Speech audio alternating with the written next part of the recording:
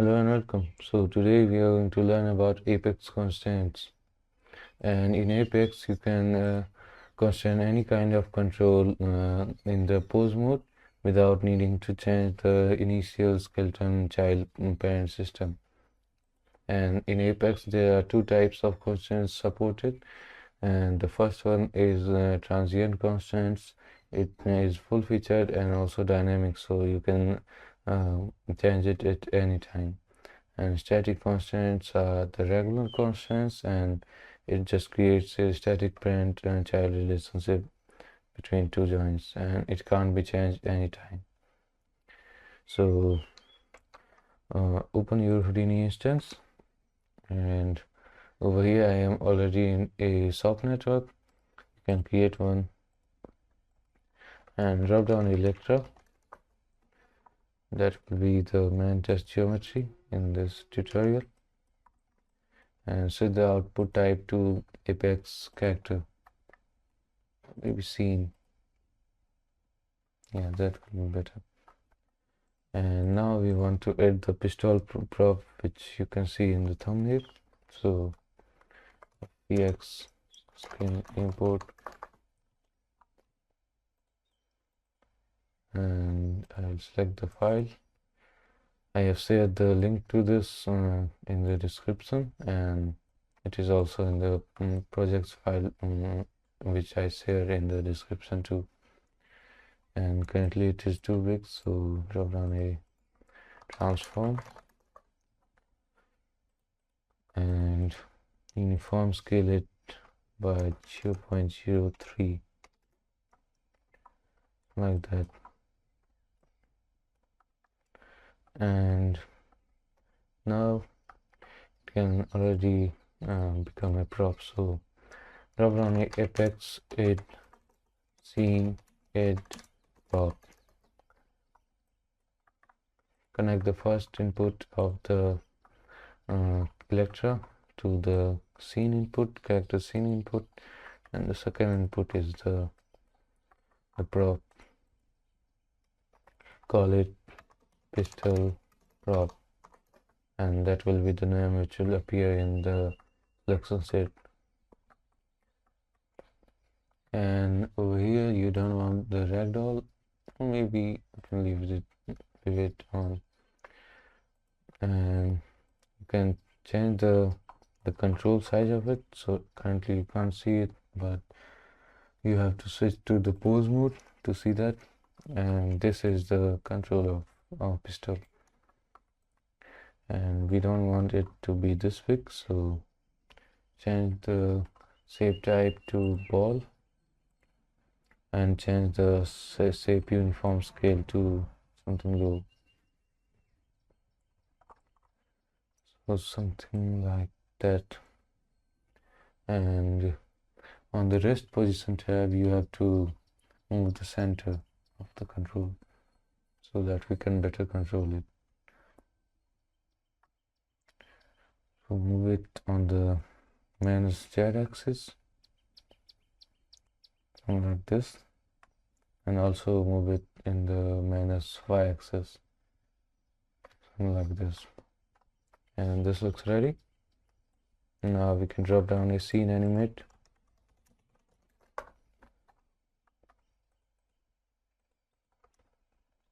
and we can begin animating it. So all you have to do is select this hand and keyframe. But I already have a animation prepared for this tutorial, so I'll switch to that. So this is the one. You have to switch to pose mode again, see it. And only thing I have as an extra thing is this table, which is very simple, and this animation is available in the description as a project file. And this is the animation. This is very simple. You can also create it on your own. And here I have my pistol, and now we want to constrain it to this hand, the left hand. So get it above and pose it so that it fits inside the hand.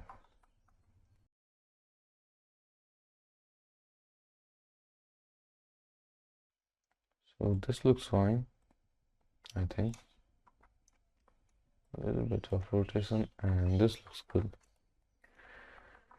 And now we want to create a static constraint between this and the bullet, the pistol control, and this the arm IK handle control. So to do that, first you have to press C to get the radial view and click on Add Constraint. It will switch to constraint mode.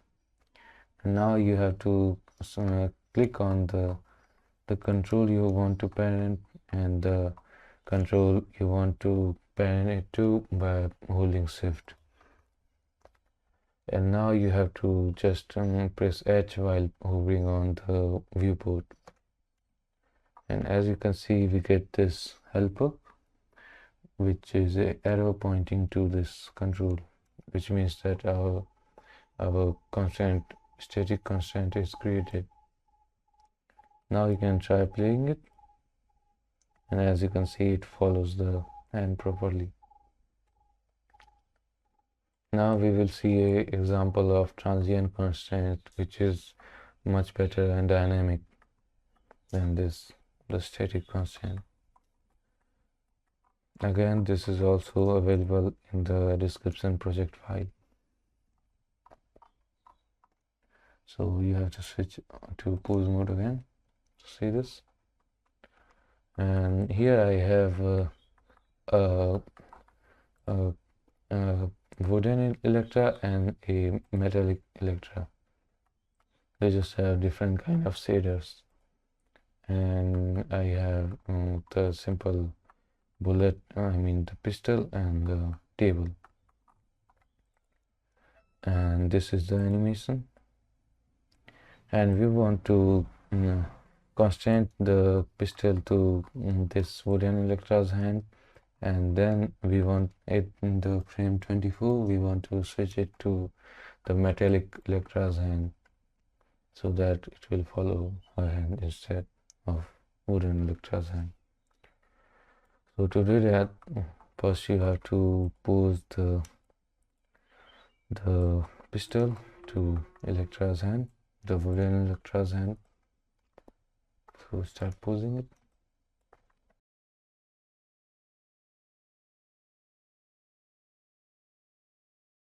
So this looks good. Now we want to create the constraint. So press C again to get the radial view and switch to Add Constraint mode. Now select the control you want to parent and then shift plus click and select the control you want to parent it to. Now you have to hold shift and drag to the timeline this will be the amount of time you want it to follow this constraint rule. So we want to follow it, make it follow this hand until frame 24. So we will drag it until frame 24, and then while hovering on the viewport you have to press A, and as you can see we get this helper arrow again. And if you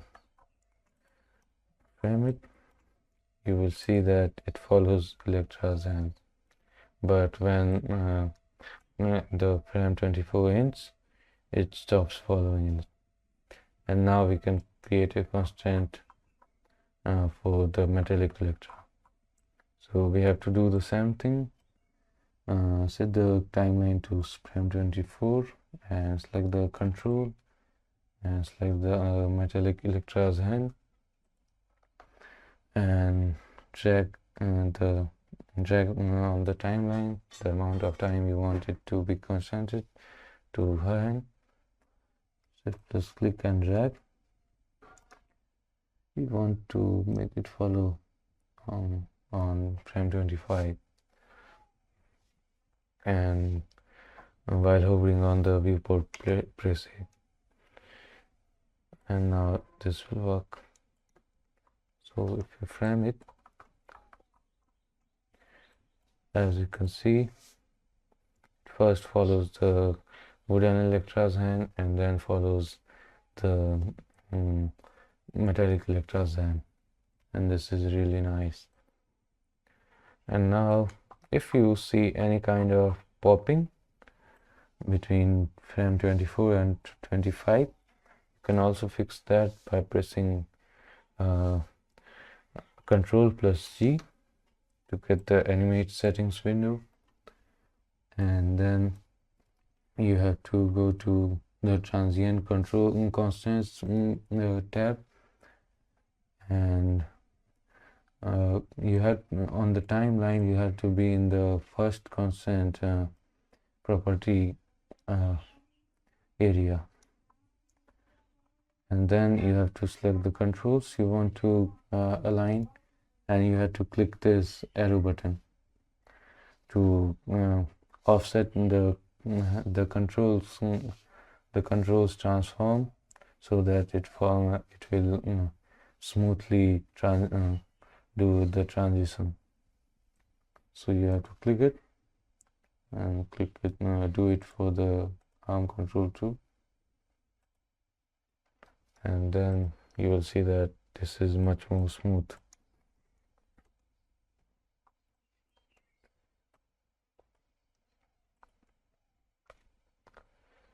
So this is it for today.